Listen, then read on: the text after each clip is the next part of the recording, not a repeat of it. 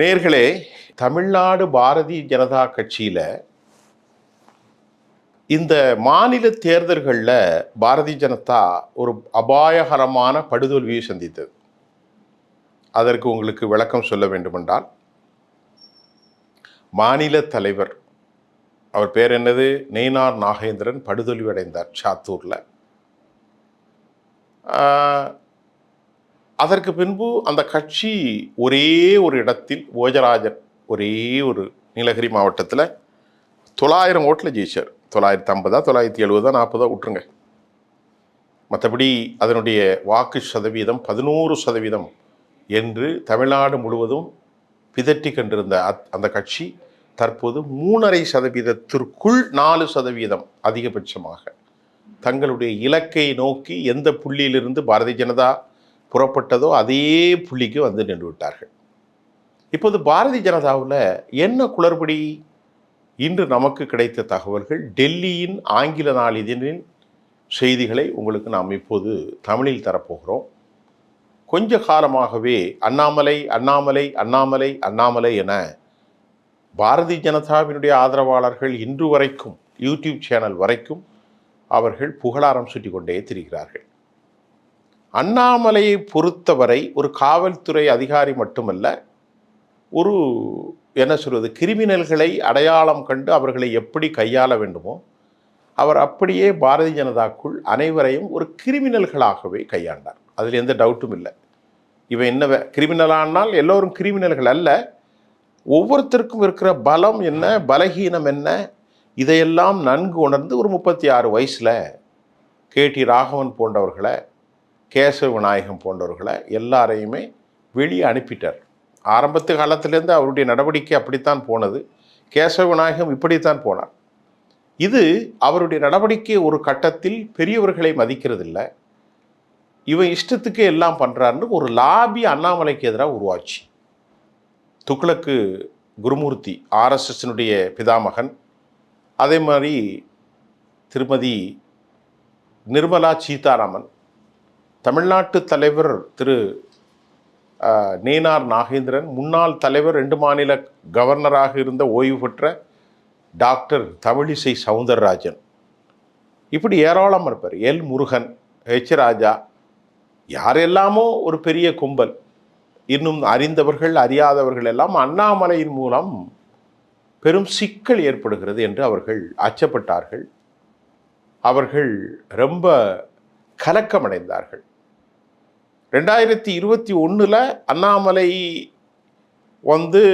வருவதற்கு முன்பு இவர்கள் இருந்தார்கள். 24 அண்ணாமலையால் தான் இந்த கூட்டணி கெட்டு போனது. அதிமுகவோடு கூட்டணி இருந்தால் நாம் 10 எம்பியை பிடிச்சிருப்போம், நம்ம காலை ஊனியிருப்போம். அநியாயமாக கெடுத்து பழனிசாமியோட சண்டை போட்டு பழனிசாமி இவர் இழுக்கக்கூடாதுன்னு சொல்லி நம்ம கூட்டணியை விட்டு வெளியே போய் நாம் ஒன்றும் இல்லாமல் 37 39 தொகுதிகளை அவங்க தொடர்ந்து திமுக வெற்றி பெற்றது ஒரு கொதிநிலையாக வருகிறது. அதுக்கப்புறம் அண்ணாமலை எந்த ஒரு இடத்துலையுமே பிஜேபியில் பெரிய பங்கு அவர்கள் ஆற்றவில்லை. இப்போ சமீபத்தில் ஒரு 3 மாதம் 4 மாதத்துக்கு முன்னாடி டெல்லியில் கூட்டம் நடந்தது. அமித்ஷா எல்லோரையும் கூட்டிருந்தார், அவர் செல்லலை.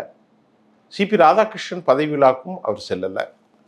அதற்கப்புறம் 3வது முறையாக தமிழ்நாட்டில் ஈசிஆர் ரோட்டில் ஒரு கூட்டம் நடந்துச்சு இந்த தேர்தலுக்கு முன்பு, அதுக்கு செல்லலை. பிஎல் சந்தோஷ், அவர் ஒரு பிராமண தலைவர், கர்நாடகாவை சேர்ந்தவர், ஆர்எஸ் பிரதிநிதி, அவர் இவரை கூட்டு வந்தார். இவருடைய குரு அவர் தான். கூட்டு மதியான நன்வேளைக்கு பிறகு இந்த ஈசிஆர் ரோட்டில் உள்ளதில் பேசினார். அப்புறம் இவருக்கு மற்ற தலைவர்களின் கூடலாம் நிறைய மோதல்கள் இருந்தது. அது மட்டும் இல்லாமல் இவருக்கு கொடுத்த பதவிகளை இவ்வளோ பெரிய மாநில தலைவராக ஒரு 6 தொகுதிகளுக்கு பொறுப்பாளராக நியமித்தார். அதையும் கூட நான் என்னால் செய்ய முடியாது, எங்கள் அப்பாவுக்கு உடம்பு சரியில்லை, குப்புசாமி அவர் பேர் என்னது கவுண்டர் அப்படின்னா அதையும் கொடுத்துட்டு போயிட்டார். அதுக்கப்புறம் பிரச்சாரம் செய்தார் 90 தொகுதியிலையோ 95 தொகுதியிலையோ. இவர் பிரச்சாரம் செஞ்சவனே எல்லாரும் ஓட்டு போட்டுற மாட்டான். இது இவங்களால் ஏற்படுத்தப்பட்ட ஒரு ராங்கு, ஒரு பொர்ட்ரேட் தவறா. அண்ணாமலை வந்துட்டார்னா அண்ணாமலைக்கு ஆதரவு இருக்குது. யார்கிட்ட ஆதரவு இருக்குது? ஹிந்துத்துவ ஆதரவாளர்கள்ட்ட ஆதரவு தான் இருக்கா தவிர பொதுமக்களின் ஆதரவு அண்ணாமலை கிடையாது. இப்போ இந்த அண்ணாமலை என்ன நினைக்கிறாருன்னா, நமக்கு இங்கே இருக்கக்கூடிய தலைவர்கள், ஆர்எஸ்எஸ், டெல்லியில் இருக்கக்கூடிய அமித்ஷா, இவன் எல்லாரும் கூப்பிட்டு நம்மளை அதிகாரப்படுத்துகிறான். அண்ணாமலைக்கு சில வேண்டிய சோர்ஸ்லாம் என்கிட்ட சொன்னாங்க. அண்ணாமலை வந்து வெளியே போக போகிறான்னு இப்போ இல்லை, ஒரு 6 மாதமாக சொல்லிக்கிட்டு இருந்தாங்க. ரொம்ப நெருக்கமானவர் கூட சொன்னாங்க. அது நடக்கலை, எலெக்ஷன் முடிஞ்சிட்டு. இவரை கண்டெயின் பண்ணி வைக்கணும் அப்படிங்கிறது தான் பாரதிய ஜனதாவுடைய தேசிய தலைமையினுடைய ஒரு உத்தரவு. இவரை விட்டுறக்கூடாது. ஆனால் இவரை கட்டுக்குள்ளே வைக்கலைன்னா இந்த வந்து புலி தப்பி ஓடும், யாரையும் குதறும், அது பாஜகவுக்கு நல்லதில்லை என்பதை வைத்து இவரை அடக்கி கொண்டே இருந்தார்கள். இதற்கிடையில் அண்ணாமலையின் மீது பல 100 கோடி சம்பாதித்து விட்டதாகும், திமுகவோடு ரகசிய உறவு கொண்டிருந்ததாகும், கோவை மாவட்டத்தில் நெய்யல் ஆற்றங்கரையை ஒட்டிய சில பகுதிகளில் ஏராளமான நிலபுலன்கள் அவருக்கு இருப்பதாகும், அவரது மைத்துனர், மனைவி, இப்படி பல பேர்களில் அவர் தொழில் செய்வதாகும். இடையிலே பல குற்றச்சாட்டுகள் எழுந்தன. அந்த குற்றச்சாட்டை சொன்னது யார்? கல்யாணராமன். அவர் பிரபலமான பிஜேபி முகம், வெறுப்பை கக்கக்கூடியவர், அடிப்படைத்துவ ஹிந்துத்துவ ஆளுமை. இப்போ இது டெல்லிக்கு தெரிஞ்சது. டெல்லியில் போனார், கம்ப்ளைண்ட் பண்ணார். இப்படியே பல தகவல்கள் அண்ணாமலைக்கு வெறுப்பை ஏற்படுத்தியது. இந்த முறை அவர் பொறுப்பிலிருந்து பேருக்காக பிரச்சாரம் செய்தாரே தவிர அவர் மனரீதியாக எந்த பிரச்சாரம் செய்யவில்லை. தற்போது அண்ணாமலை தனி கட்சி ஆரம்பிக்க போவதாக செய்திகள் வந்திருக்கிறது. அந்த கட்சிக்கு பெயர் புதிய தமிழகம் ஜனதா. ஏற்கனவே புதிய தமிழகம்னு ஒரு கட்சி இருக்கு. இது புதிய தமிழகம் ஜனதா கட்சி என்ற பெயரில் புதிய கட்சியின் சின்னம், புதிய கட்சியினுடைய கோட்பாடுகள், புதிய கட்சியினுடைய கொள்கைகள் போன்றவை வைரலாகி வருகின்றன. அதற்கான கொடி ஆரஞ்சு, வெள்ளை. அதே போன்று இந்த கொடியிலே ஆரஞ்சு, வெள்ளை, பச்சை நிறங்கள் கொண்ட கொடியில் மத்தியில் ஒரு வட்ட வடிவம் போட்டு அதில் அண்ணாமலை படத்தை போட்டு சிலவர்கள், அவருடைய இது அஃபீஷியல் கிடையாது, அவர்களுக்கு ரொம்ப வெல் விஷர்ஸ் சமூக வலைத்தளங்களில் அதை பதிவிட்டு சொல்வது, அண்ணாமலையினுடைய ஆதரவு இல்லாமல் இது நடக்காது என்பது சொல்லப்படுகிறது. அதே சமயம் இது ஏற்கனவே அரசல் புரசலாக வந்தாலும், அதே சமயம் இன்றைக்கு அவர் தென்கொரியாவுக்கு புறப்பட காரணம் என்ன? தமிழ்நாட்டுடைய தலைவராக இருக்கிறார், 95 தொகுதிகளில் பிரச்சாரம் பண்ணியிருக்கிறார், ஒரு ஐபிஎஸ் கேட்டகரி, தேசிய தலைவராக வரக்கூடிய அளவிற்கு அவருக்கு பொறுப்பு கொடுக்கப்படுவதாக சொல்லப்பட்டாலும், அண்ணாமலை உடைய பெயரில் கொடி, சின்னம், அப்புறமா அவர் பேரில் வந்து இந்த மாதிரி புதிய தமிழகம் ஜனதா என்ற ஒரு கட்சி, அதற்கான நிறங்கள்லாம் போட்டு வலைத்தளங்களில் யார் பதிவு செய்தது? இந்த கேள்வி வேணும்ல.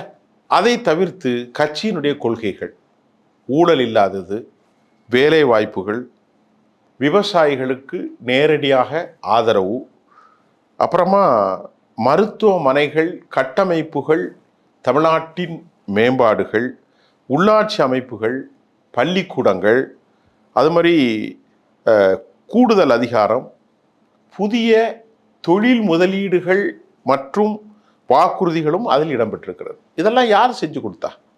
இதெல்லாம் சும்மா சாதாரணமாக அவரை பின்பற்றுறவர்கள் சொல்கிற வேலை இல்லை. இதுக்கு பின்னாடி ஒரு கட்டமைப்பும் வெள்ளோட்டம் பார்ப்பதாகத்தான் நாம் அறிந்து கொள்ளக்கூடியதாக இருக்கிறது.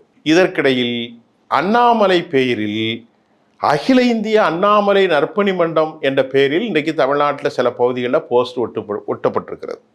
அதில் அறிவு, துணிவு, நேர்மை, தமிழகத்தின் புதிய அடையாளம் என்ற வாசகத்தோடு அண்ணாமலையினுடைய புதிய படமும் புகைப்படமும் சில தொலைபேசி எண்களும் பதிவு செய்திருப்பது இன்றைக்கி தமிழ்நாட்டில் பெரும் பரபரப்பை ஏற்படுத்தி இருக்கிறது. இந்த விவகாரம் குறித்து அண்ணாமலை மௌனமாக இருக்கார். உடனடியாக அண்ணாமலை சொல்லணும், இது யார் செஞ்சது, கட்சி கட்டுப்பாட்டை மீறியது, துரோகம் அப்படின்னு அறிக்கை விடணும். அண்ணாமலை 26ஆம் தேதி இந்த கூட்டத்தில் கலந்து கொள்ளாமல் அவர் மெதுவாக வெளியேறியது. ஒருவேளை அவருடைய பிளஸ்ஸிங்கோடு, அவருடைய கன்சனோடு, அவருடைய ஆதரவோடு இந்த தனி கட்சி தொடங்க போகிறார்களா, அல்லது இது ஆதரவாளர்கள் முயற்சியா என்பது குறித்து இதுவரைக்கும் தெளிவான தகவல்கள் எதுவும் வெளியிடவில்லை. அதே நேரத்தில் இந்த வைரல் பிரச்சாரங்கள் இவ்வளவு சொல்கிறதே, அதை அண்ணாமலை மறுக்கவும் இல்லை. புதிய அரசியல் கட்சி ஆரம்பிக்கும் முடிவுக்கு அவர் வந்துவிட்டார் என்ற எதிர்பார்ப்பு அவரது ஆதரவாளர்கள் மத்தியில் அதிகரித்து வருது. கட்சி கொடியும் சொல்கிறாங்க, சிவப்பு, அதாவது எனது ஆரஞ்சு கலர், வெள்ளை கலர், பச்சை கலர், நடுவில் அண்ணாமலை படம். நல்லா புரிந்து கொள்ளுங்கள். ஊழலிட்ட ஆட்சி, வேலை வாய்ப்பு, துறை மேம்பாடு, முதலீடுகள், பள்ளி, சுகாதாரம், இதெல்லாம் அவருடைய கொள்கைகள். புதிய தமிழகம் ஜனதா கட்சி. அப்புறம் இன்னைக்கு அவர் கொரியாவுக்கு புறப்பட்டு போனது 26, 27. எந்த கூட்டத்திலும் அவர் கலந்து கொள்ளவில்லை. கொடுத்த பதவிகளை திருப்பி அனுப்பினார். எந்த ஒரு தவறும் இல்லாமல் அவர் ஆட்சியில் இருந்து, அதாவது தமிழக அரசியலில் அவர் நல்லா கொண்டு போயிருந்த ஒருவரை பஸ்ஸை விட்டு கீழே தள்ளி விடுற மாதிரி அவர்களை இறக்குனது. அவர்களுக்கு எதிராக வன்மம் நிறைந்த மூத்த தலைவர்களுடைய நடவடிக்கைகள், இதெல்லாம் அவருக்கு ஒரு நெருடல். அது இப்போ அதிகரிப்பதற்கு காரணம் என்ன தெரியுமா? முக்கியமாக நம்முடைய சோர்ஸின் மூலம், இது என்னுடைய பர்சனல் கருத்து, அதை நீங்கள் சரியாக இருந்தால் எடுத்துக்கலாம், ஏற்றுக்கலாம். நேற்று வந்த யாரால், விஜயால் இவ்வளோ சாதிக்க முடியும்னா என்னால் ஏன் சாதிக்க முடியாது? அவர் அதான் நினைக்கிறார். நமக்கு 38, 39, 40 வயசு கூட ஆகலை. ஒன்றும் தெரியாத விஜய் 108 இடத்த எடுத்து முதலமைச்சர் ஆகிட்டான் மனுஷன். நான் ஐபிஎஸ், என்னால் ஏன் சாதிக்க முடியாது? பக்கத்தில் ஸ்க்ரூ கொடுக்கறதுக்கு ஆட்கள் நிறைய இருப்பாங்கல்ல.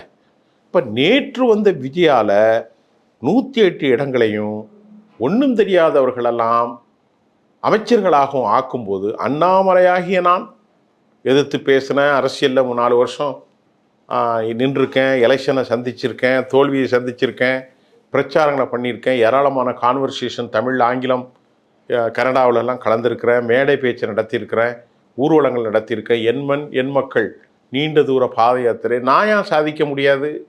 அவருக்கு நல்லா புரிஞ்சிட்டு, இனி தமிழ்நாட்டில் பாஜக என்கின்ற காவி சக்திக்கு இடமில்லை. நான் அந்த மண்ணின் மைந்தன். அப்போ அவர் என்ன சொல்லணும்? வெளிப்படையாக சொல்லணும், காவி சக்தியை நான் ஆதரிப்பதில்லை, இல்லையா? காவி சக்தி அனைத்து மக்களுக்கும் எதிரானது. விஜய் எப்படி சொன்னார்? மதமற்றவனாக, ஜாதியற்றவனாக, இனமற்றவனாக, மொழியற்றவனாக நின்று வெற்றி பெற்றார்.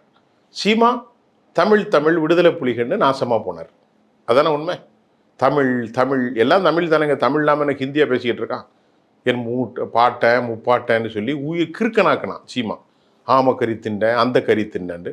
கடைசியில் தமிழர்கள் அவரை கேவலப்படுத்தி, நீ சொன்ன பொய்க்கு உனக்கு இதாண்டா அப்படின்னு அவங்க உட்கார வச்சுட்டாங்க. இவர் உழைச்சாராம். யாருக்காக உழைச்சாரு? நேற்று இலங்கை எம்பி திட்டிட்டு போயிட்டான், பொய் சொல்லாதன்னு. நேற்று ரொம்ப பெரிய அறிவுசார் தளம், உங்களுக்கு சொன்னால் தெரியாது. என்னுடைய நண்பரும் கூட, அவர் போரியல் ஆய்வாளர், லண்டனில் இருக்கார். அவர் இலங்கை தமிழர், ஆரூஸ். அவர் சொன்னார், சீமானை இப்படி விட முடியாதுங்க, யார் வேணாலும் பேசலான்னு பேசக்கூடாது. எங்களுடைய மேதகு பிரபாகரன், எங்களுடைய உறவுகளை எல்லாம் அழிந்து நாசமாகி கொண்டிருக்கிறோம், அவரை வச்சு ஆமக்கறி திண்டேன்னு போய் சொல்கிறத எப்படிங்க விட முடியும்? அர்ச்சுனா ராமநாதன் என்பவர் துப்பாக்கியை வச்சு சுடுவேன்னு சொன்னார். அது நாங்கள் கண்டிக்கிறோம், அதை நாங்கள் ஏற்றுக்கிட மாட்டோம். யார்? தோழர் ஆரூஸ் சொல்கிறாரு, இன்டர்நேஷ்னல் பொறியியல் ஆய்வாளர். அந்த வீடியோ என்கிட்ட இருக்குது. நேற்று பேசியிருக்கார் லண்டன்லேருந்து.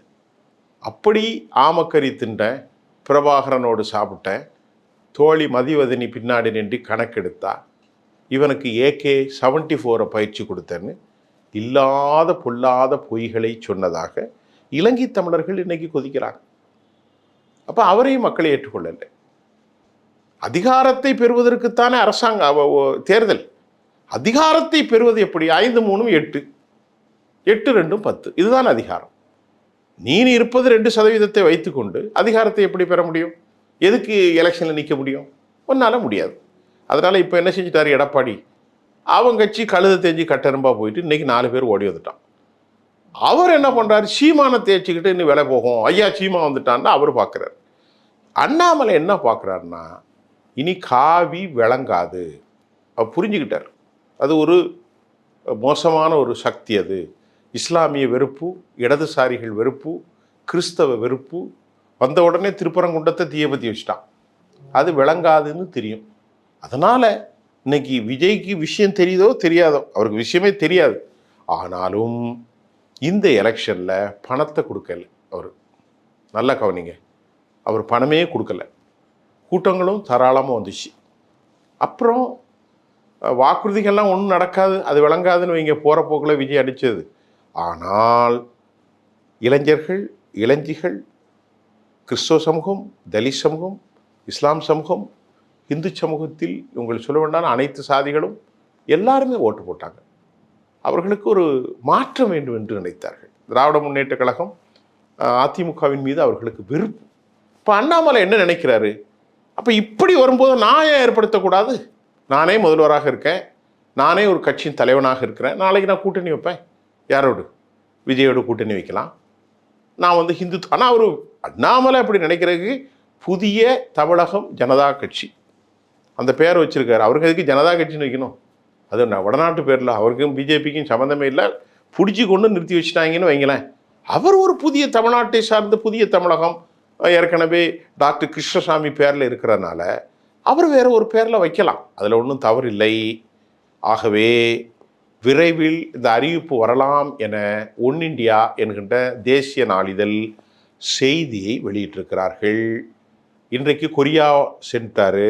அடுத்த கட்டம் உங்களுக்கு ஆதாரத்தோடு தரோம். போகிற போக்கில் நாம் சொல்லலை. அதற்கான செய்தி ஏடு, செய்தியினுடைய பெயர் எல்லாமே நாம் உங்களுக்கு சொல்லியிருக்கோம். மீண்டும் அடுத்த செய்தியில் சந்திப்போம். நன்றி.